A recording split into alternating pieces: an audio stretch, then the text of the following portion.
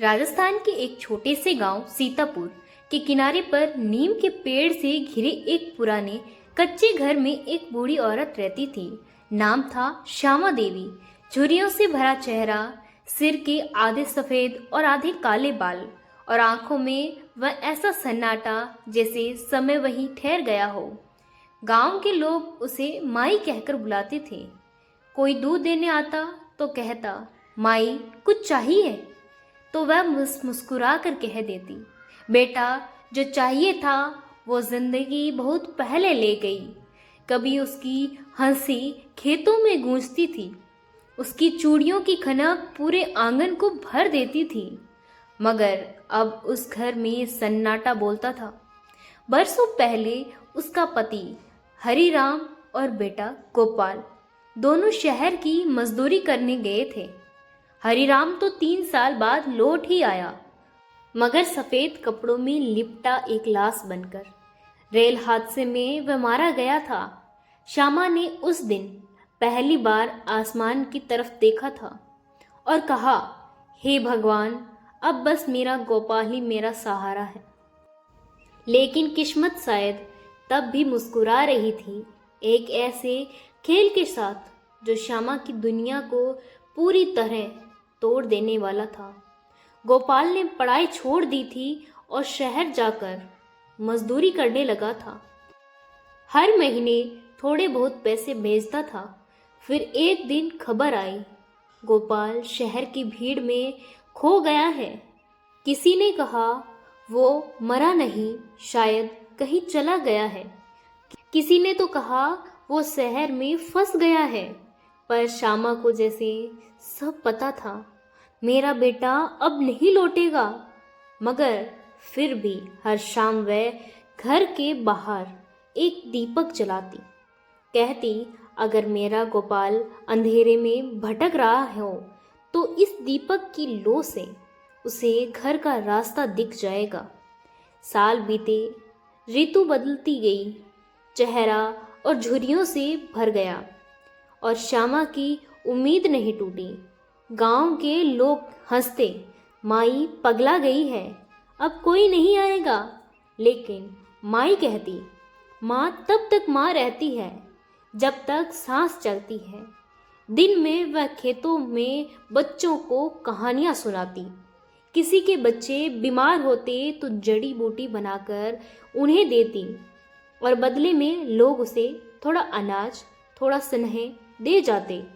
मगर रात को वही दीपक जलता, वही आंगन, वही दीवारें, जैसे सब कुछ बस उस चेहरे का इंतजार कर रहे हो जिसे बरसों से किसी ने नहीं देखा था। एक साल अकाल पड़ा, गांव में भूख और बीमारी ने डेरा डाल दिया था। श्यामा की झोंपड़ी में अब अनाज नहीं था, मगर वह रोज वही दीपक जलाती रहती। एक दिन तेज आंधी आई, दीपक बुझ गया। आंसू रोक नहीं पाई, बोली, गोपाल आज तेरी माई हार गई बेटा। अगले दिन जब गांव वाले देखने आए तो माई बेहोश पड़ी थी। उन सब लोगों ने पानी पिलाया तो उनसे धीमे से कहा, मैंने सपना देखा है, गोपाल लौटा है, लेकिन वो मुझे साथ ले जाने आया है।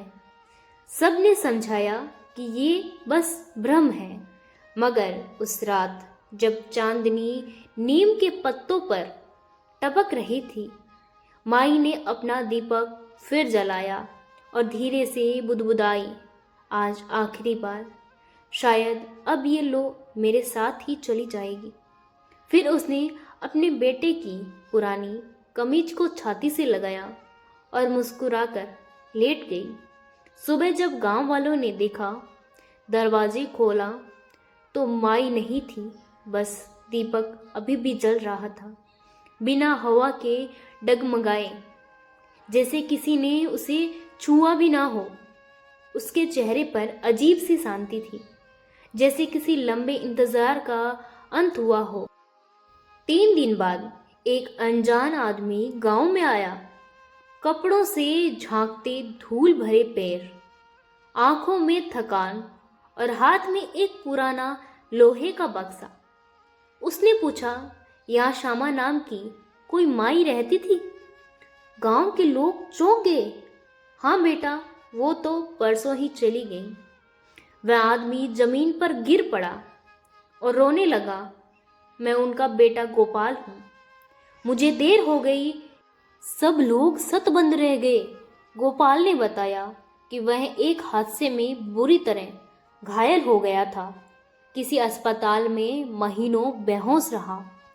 फिर काम ढूंढते हुए परदेशों में भटकता रहा। जैसे ही थोड़ी राहत मिली, वह वापस लौट पड़ा, पर तब तक उसकी माँ चली गई थी।